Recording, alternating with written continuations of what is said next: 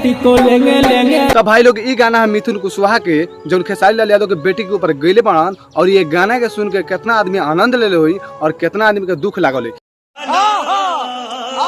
खास करके वो आदमी के दुख लागल हुई जो खेसारी लाल यादव के पक्का फैन हुई।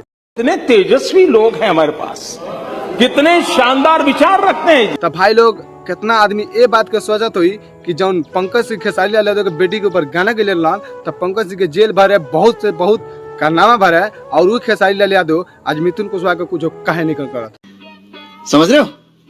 तो भाई लोग ये सब सोचे से पहले भाई खेसारी लाल यादव के एगो वीडियो देखला जो आरा में पहुंचते आरती मीडिया वाला पूछले बा आप पर परिवार पर कोई खिलाफ गाना गाता है उसके लिए क्या कहिएगा, क्या चुनौती होगा? वो तो विषय कानून का है।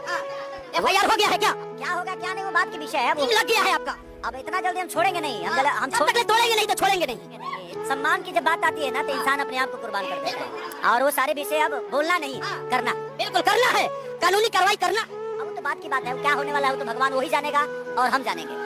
तब भाई लोग इन वीडियो के देख के तो के का फील भइला और का सोचला लोग काहे से कि वीडियो में साफ साफ खेसारी लाल यादव कहता रहन कि अब हम जानता नहीं और ऊपर वाला जानता रहन, अब हम कुछ बोले ना और जौन काम करी वो कानून करी।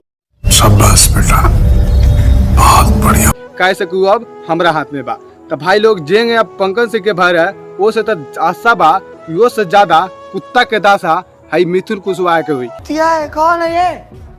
काहे से कि भाई केहू के बेटी बहन के ऊपर गाना गावल अच्छा ना लागेला और वो आदमी के ऊपर गावल जाला जो नो लाइक कैले होके मेरे को जानता नहीं है। काहे से कि तू पहले ही जानत बड़ा कि खेसारी लाल यादव के बेटी के ऊपर गाना गावे लगे का हाल होला और वो जानते हुए तू गा दिले बड़ा तो और साजा भोगते कोई। तो हम चाहता नहीं भाई इस साले के वही साजा होको और यो साले के कुत्ता के दासा होकर। तब तक लिए जय भोजपुरी, जय समाज और रहेंगे रिलाई होकत रहे।